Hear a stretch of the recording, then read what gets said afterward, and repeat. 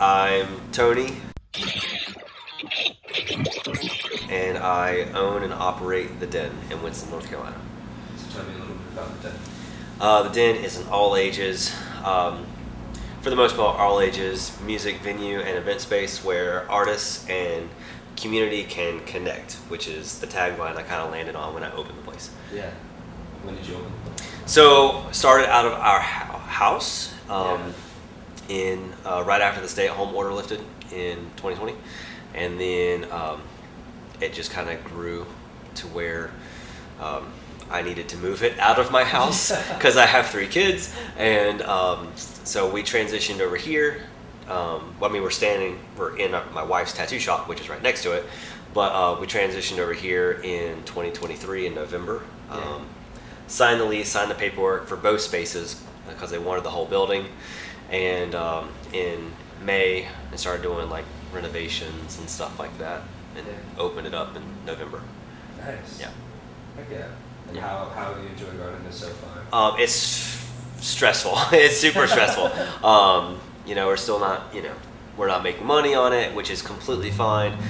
But we're also not putting our own money into it anymore. So we've crossed that threshold as of January of 25, which is a massive stress relief. I'm still working full time.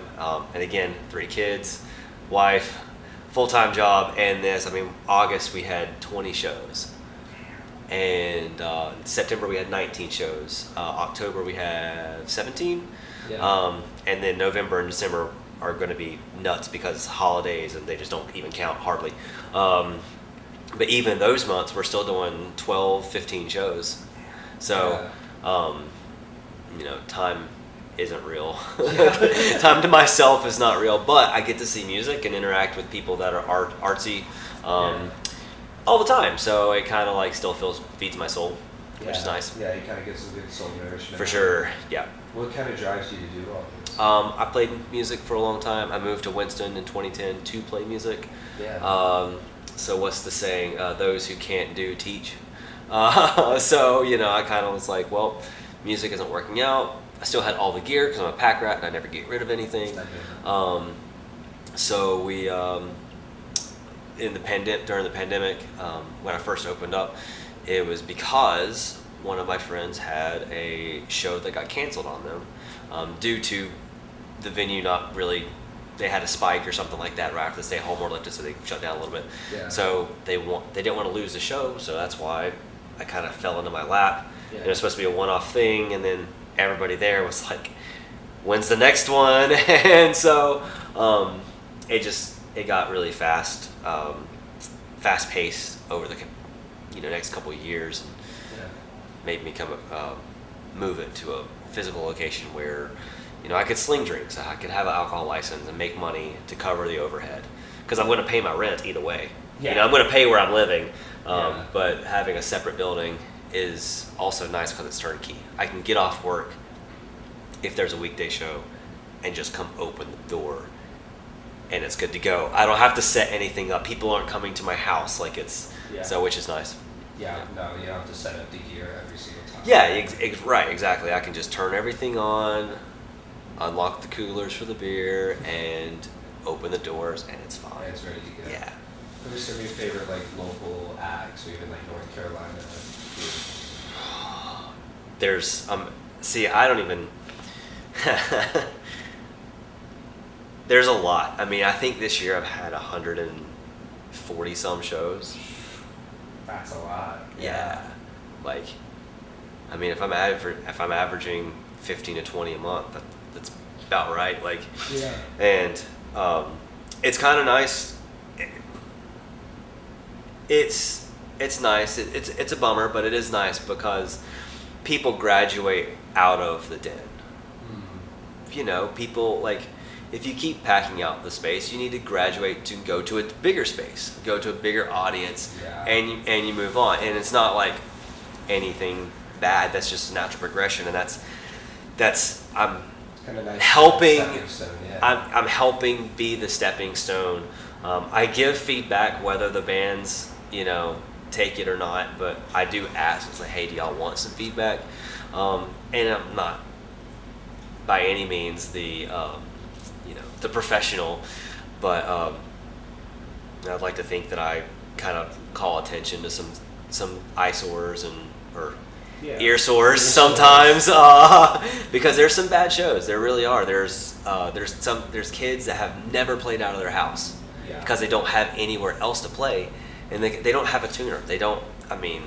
And you're teaching them, hey, these are what breakables are for drums. This is what gear sharing would be. Yeah. You should know a sound check song.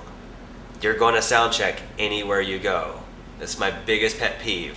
If I'm saying, hey, what's it, just give me 30, 45 seconds of a sound check so I can get some levels. What do you guys want to play? Oh my gosh. Everybody's going to be asked that. So have that ahead of time. Yeah. And it's small things like that, because here it's a low pressure environment. Yeah. But if you get to a point, if you get on a national act show and you have to pimp out all your friends for $20 tickets, and you have $50 tickets or 25 tickets or whatever, that sound guy doesn't give two shits about your little local band. They're there to mix the national band.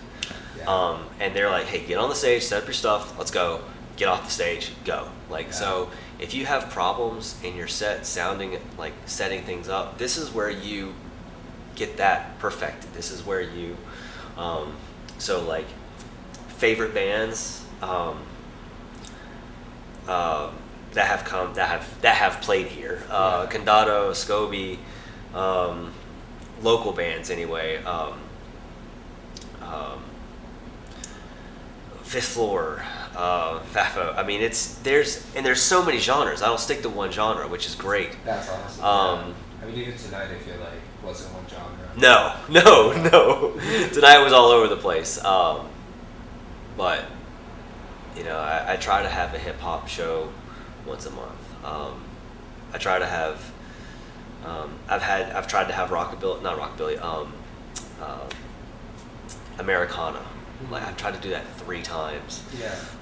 Because people hit me up. That's the booking process. They say, hey, is this date free? Yes or no. And then yes, you get a percentage of the door. Yeah. You tell me what you want to charge. If you want to charge $5, it's fine. If you want to charge $10, it's fine. Yeah. You get 75% of the door. And just give me a flyer. If you need help getting a lineup, just let me know.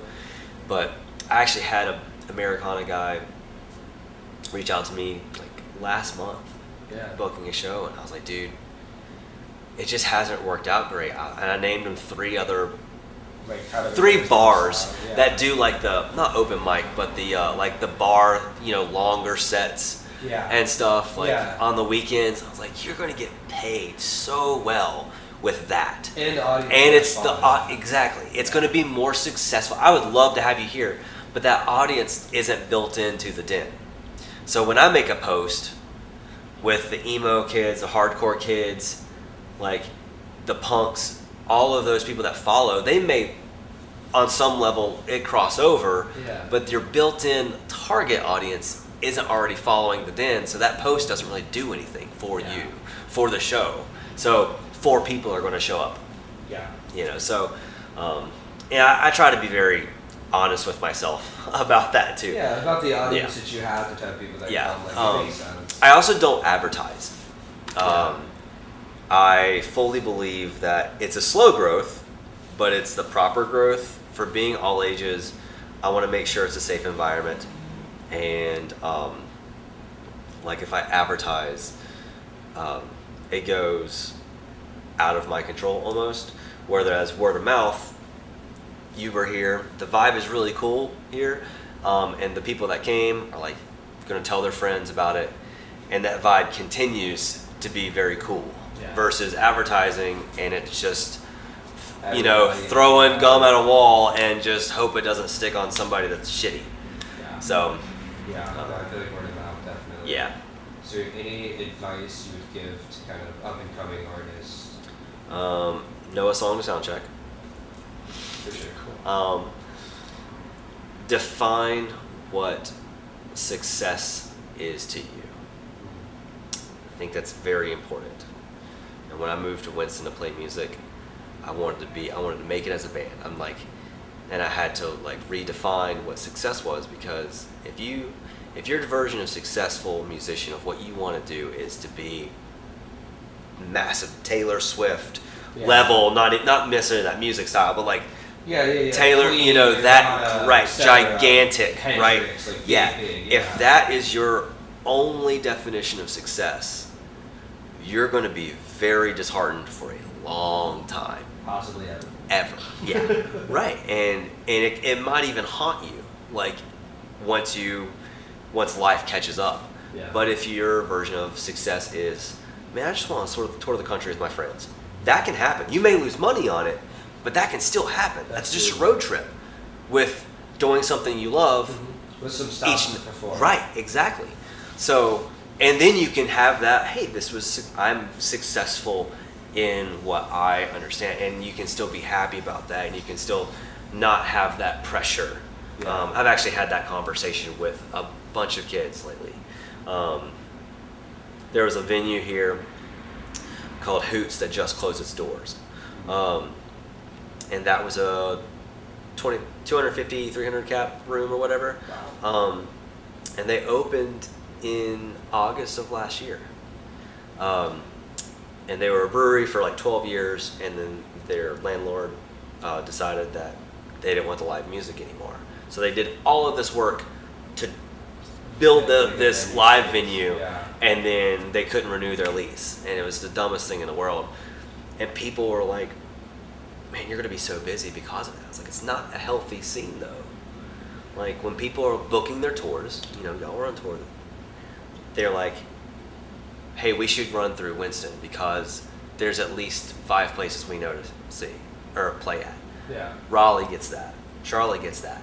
Winston, like, you just lost a major venue. That was the next step up.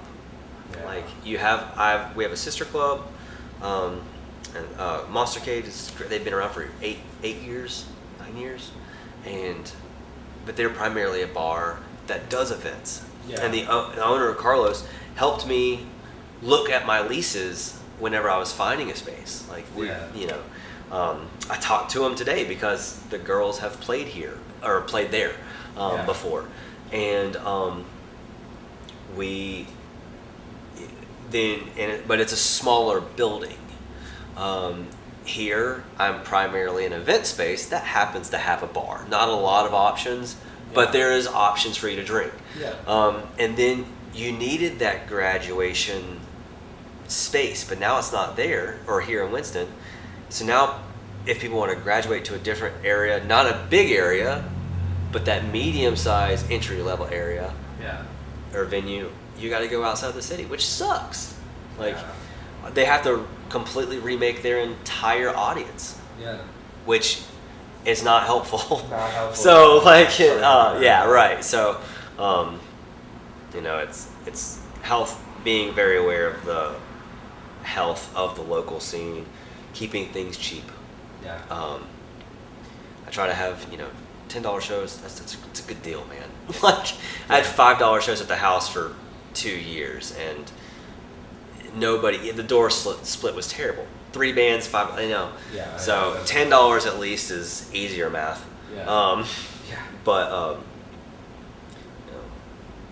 but yeah, the know a sound check song and define what success is to you. That makes sense. Yeah, define what success is. Have an honest conversation with yourself and your bandmates. Yeah. Because about what that looks like. Yeah, right. Because an honest conversation too, not a clout chasing conversation. Yeah. Or delusional.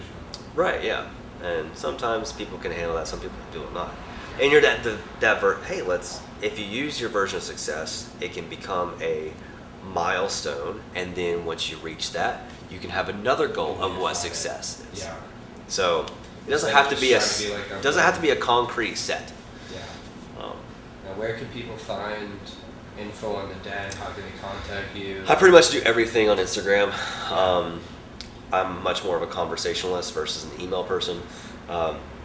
And I don't have Facebook on my phone. So the Den shows on Facebook and Instagram, but shoot me a DM and ask me if a date's free, and I'll get it going for you. And it's really easy. Like we can make things way more complicated than we have to. Yeah. But here it's just a conversation. What happens? What doesn't happen? What you need from me? What I need from you, and it's pretty simple. Yeah. So. Cool. Awesome. Thank you. Appreciate you talking. Yeah, of course. Thank you.